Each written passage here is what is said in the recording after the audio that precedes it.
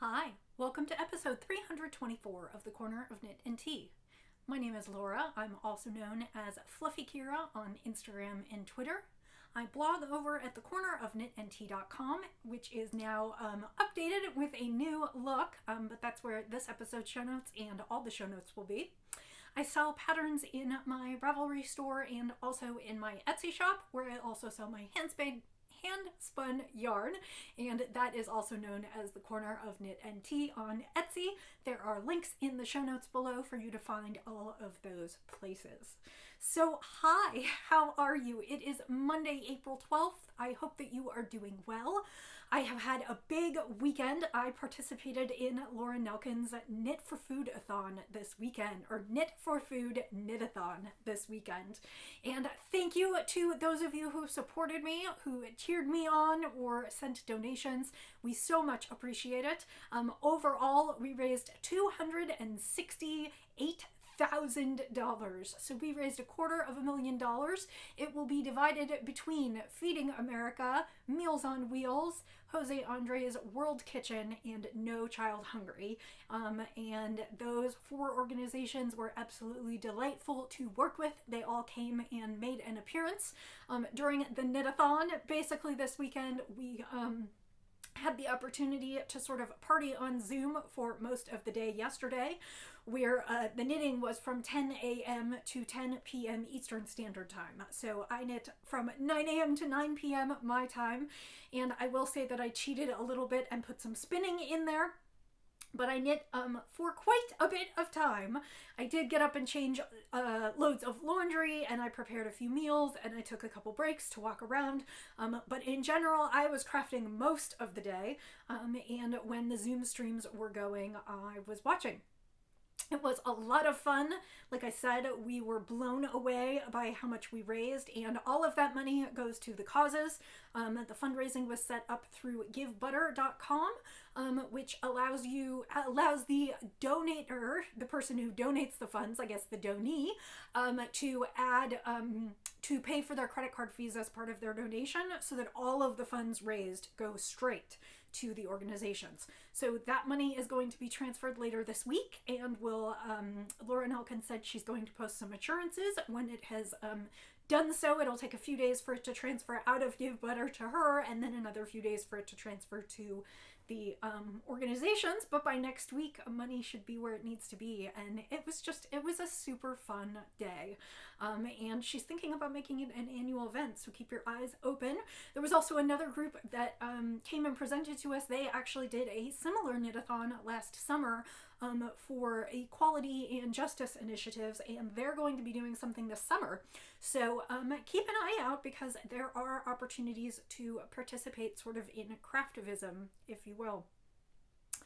So let's get into the podcast, and I'll share with you what I've been working on this week and what I knit during the knitathon. And again, for those of you who supported me or left supportive messages, thank you so much. I had a really good time, and I'll probably even be in again next year, but it was great to be part of this cause, particularly this year when so many people have been in need and food insecurity has been such an issue. I know it is always an issue, but particularly this year, it was nice to contribute and make a difference. So today I am drinking a Bird and Blend tea. I realize it's a little bit holiday-like, but it sounded good and it smelled amazing. It is called Salted Caramel Lemkuchen, which is a traditional German gingerbread, and then dipped in salted caramel. It's Sri Lankan black tea, ginger, apple pieces, cinnamon, rosehip, cardamom, clover, orange peel, and natural flavoring. This was a free sample that I got from Bird and Blend. I love their teas. They are delicious. They have lots of caffeine-free varieties. This one is not, but it smells amazing, and I do love a good spiced tea. And I am drinking that in my Friend of the Pod mug. So, Crooked Media is a social media company in the United States, and they produce a lot of political podcasts, and I was very attuned to them 2016 through 2000. That is delicious. I'm still attuned to them, but particularly during those years, it was really nice to listen. So let's let's talk about the knits. First of all, what am I wearing? This is the Rhodonite shawl. It is by Hunter Hammerson, and it is part of her Curls book, and I believe there are 3 books, and this is out of Curls 3. And Curls are Hunter's method of starting at a point and knitting a shawl and basically knitting until you run out of yarn, so that no matter what weight yarn you have or how much you have, you can end up with a shawl that ends up kind of in a triangular point, and then you can wrap it around your neck. This is the Rhodonite, and I knit it in a local to me dyer by the name of Stone Soup, and I bought this from them probably 3 or 4 years ago at a local convention, and I loved their yarns, and they were selling at local festivals, and to be honest, I don't know what happened to them. I haven't looked up to see if they, I looked up a few times and they did not have a website, and they were not really selling other than at local festivals, and to be honest, I don't know what this past year has made of them. I should look them up, but it was called Stone Soup Fibers, and it was all these mini skeins, and then I think the yellow was a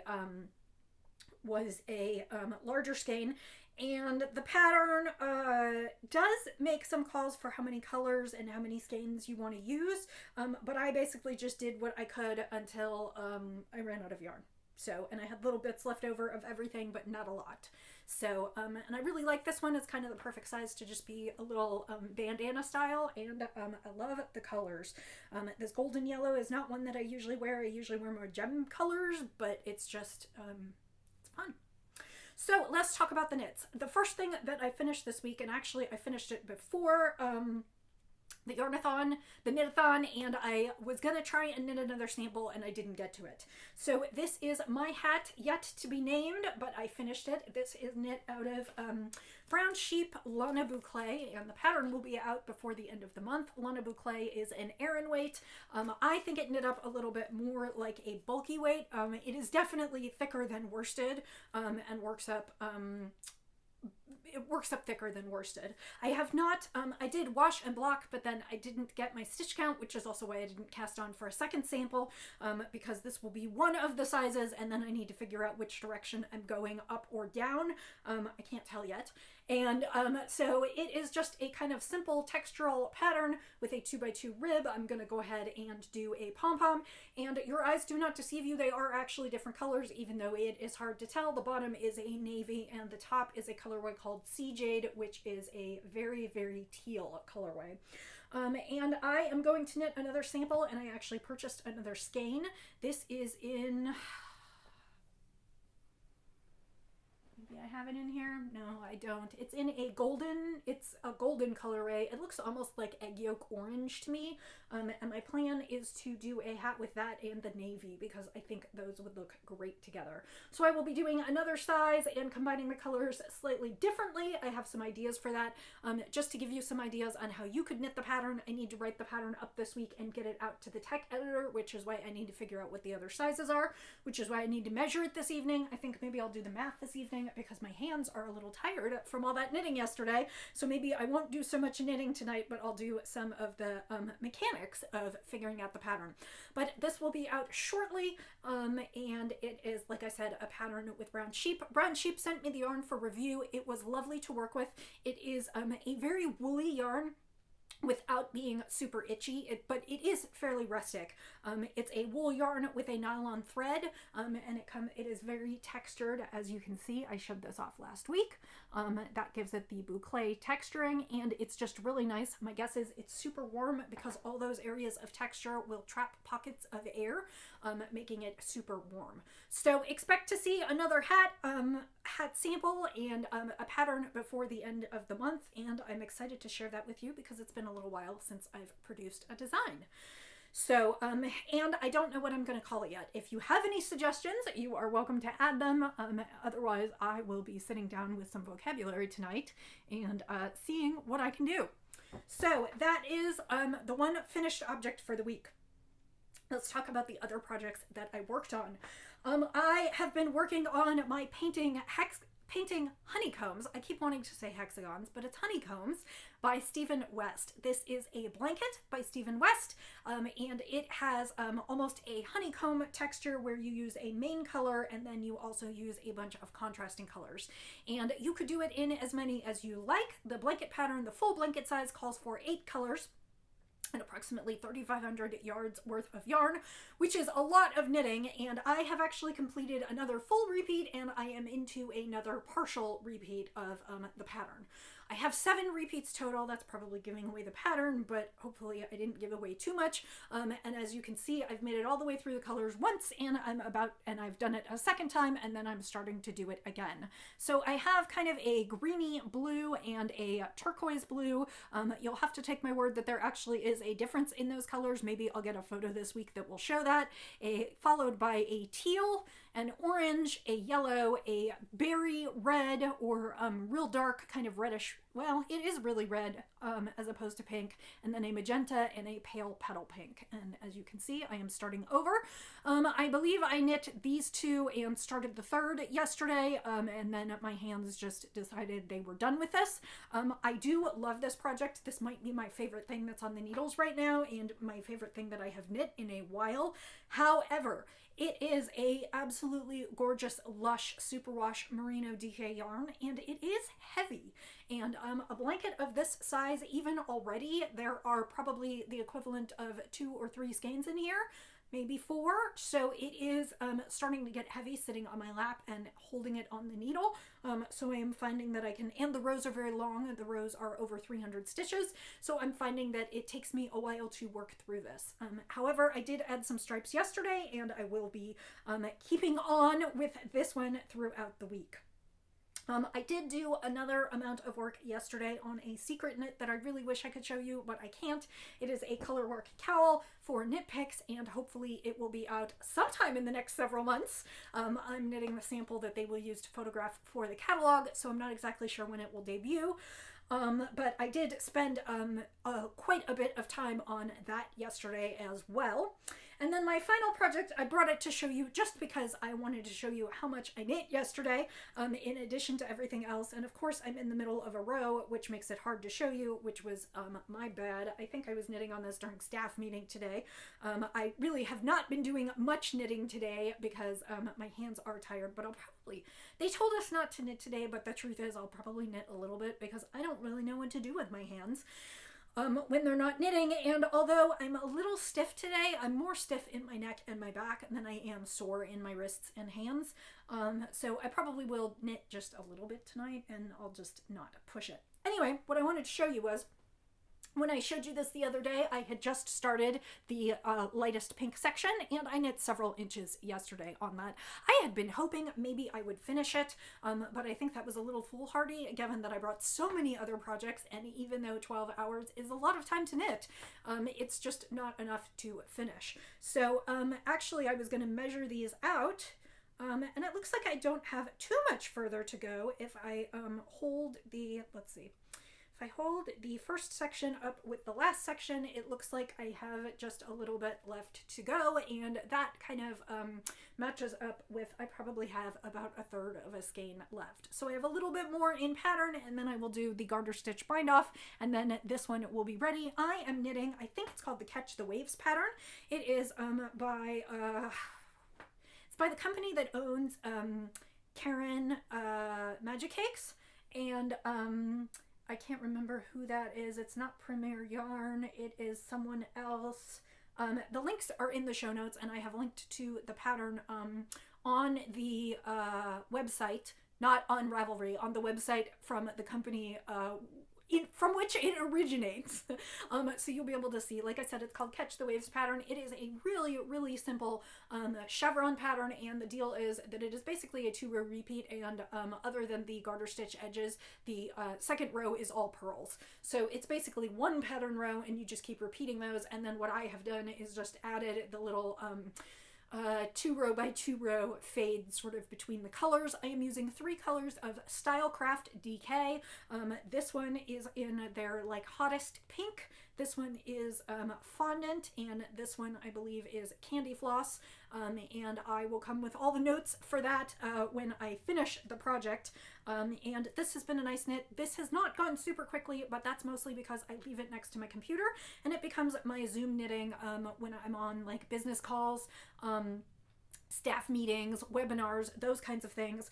So it doesn't see a lot of love. It just gets a few rows here and there. But now that I'm starting to get real close to the finish, I'm going to try and finish it off. I do have another set of 3 yarns, kind of in peaches. It's like a tangerine, a coral, and like a very soft peach. And so that will be my next one of these. And I think actually I'm going to go up a needle size because this one feels a little bit tight. I'm using size 6 needles on this because it was DK weight, but I think I'll probably go up to 7s or 8s next time. So that's all the details on this one. And you won't see this again until it's finished. I had thought maybe I'd bring it finished this week, but I just didn't have enough time. So that is what's on my needles. Not hexagons, honeycombs, and the other sample knit will probably be getting most of my attention this week, as well as the hat, and hopefully, I don't think honeycombs is going to be done by the end of the month. All the others have to be because they are commitments, so honeycombs I may have to carry over into next month a little bit, but that is what's going on there. So that's the world of knitting. Let me take a sip of tea and we'll go into spinning, and this one will be pretty quick and then we'll be done. Having all these longer term projects and not too many quick knits means that I'm working on a lot of the same things for a while, and I have a bunch of things that I need to cast on, and so I hope you'll be seeing those soon. We'll just have to see how quickly I get through things. So spinning, I actually cheated a little bit yesterday and didn't knit through the entire knit-a-thon. I actually plied some yarn, and that was kind of nice because it's just different hand movements, and plying is really easy on my hands. Spinning, I'm actually drafting, so I actually am like pinching and guiding the fiber, whereas when I'm plying, I'm mostly just holding the singles and kind of lining them up to ply them together. But in general, it's very easy on my hands, and I used my mini spinner. I have 2 wheels. I have an Ashford Joy, which is a double treadle. It is a small wheel, but it is a treadle wheel wood, and it is a castle wheel style, meaning it is all kind of in one upright. It looks very modern, not a lot, not exactly like what people think when I say I have a spinning wheel. It has all the parts of the spinning wheel that what you think of as the traditional sort of Rumpelstiltskin wheel looks like, but it does not look like that. I will try and take some photos of my wheel, and maybe I'll just do a wheel demo of both of my wheels at some point in the near future, if that's something that interests you. And then I also have a Hanson mini spinner, which is an electric wheel. And I really do like my Hanson mini spinner for a variety of reasons, one of which is that it has 8-ounce bobbins, so I can create large skeins, so I don't have to break my skeins quite as frequently. My treadle wheel, technically the bobbins are 6 ounces, but usually I can get a good 4 to 5 ounces of fiber on them plied. So I do like that. I also like that it goes really, really fast. I particularly like it for plying because it goes super fast and I don't have to worry about tension. I don't have to worry about changing my treadling, and I can ply much faster on the electric wheel than I can on the treadle wheel at this point. I do kind of like the treadle wheel a little bit better for managing my singles. I think I have more control over how I spin them. I can slow or quicken my feet as I want to as I'm going through troublesome spots, versus on the electric wheel I actually have to stop the wheel if I want to stop and adjust something, because it's just going to go at a constant speed whether I'm feeding it things or it's taking them from me. So I did ply on my mini spinner, and one of the other perks of the mini spinner is that I can use it while I'm on the couch because I don't actually need to be sitting with feet flat on the floor able to treadle. So I did ply the skein of a skein of handspun. I showed you some of it last week. The fiber weight was called Nisse, or Nisse, N-I-S-S-E, and it was from Apothecary Fibers, or I've also seen Apothecary Fabrications. That's what her label says. And it was a merino in colorways of white, kind of an icy turquoise blue, a dark navy blue, and a red. And this is what I ended up with. It is really, really pretty. It makes me think it kind of makes me think of 4th of July and the beach, or of boating or something nautical, just because it's got kind of those colors. And I'm not specifically a patriotic person or anything, but I do think it came out really nicely. I need to wash it and get final measurements, but it's probably between 3 and 350 yards of a sport to DK weight yarn. It's merino, so it's nice and squishy, and it should soften up quite a bit with washing. And this one will be up in the shop shortly, probably towards the end of the week. I just need to get it washed and dried, and that usually takes a day or two, and then just get the measurements and take some photos and get it up in the shop. So if that is something that interests you, that will be coming to the shop soon, and it's really just nice colors. This is a merino, but I don't think it's a superwash. So the label didn't say superwash, so I'm gonna guess no. It would make nice socks if you're not too worried about felting. But it's really nice and fun. So this week I pulled a braid of my absolutely favorite base of fiber to spin. I don't know if you'll remember me talking about this, but this is Southern Cross Fibers in their South African Superfine Merino.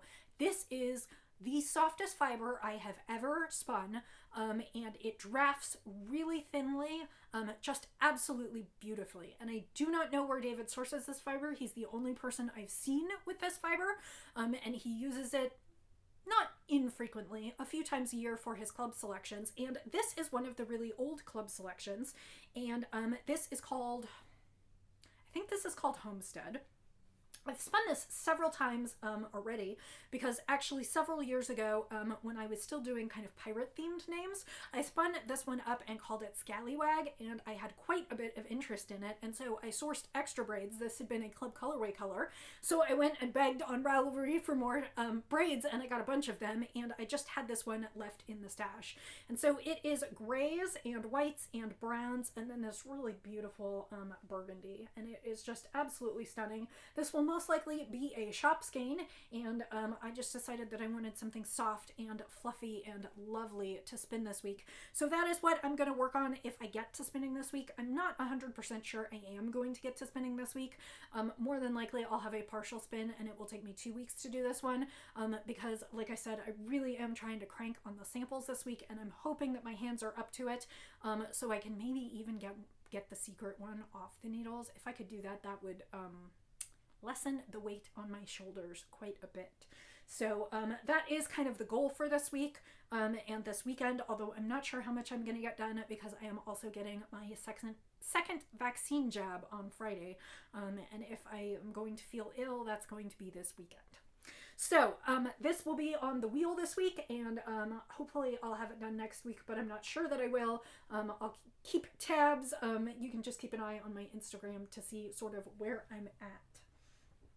So, thank you for joining me. Again, if you supported me in the Knit for Food Knitathon, thank you so much. I appreciate your support. We appreciate your support. All of those wonderful food organizations appreciate your support. And it was fun, and if you think you want to try it, you should totally join us next year. Not everyone knit for 12 hours. Not everyone participated on Zoom during all the activities, but it was just kind of a fun day to make a difference by doing something we loved.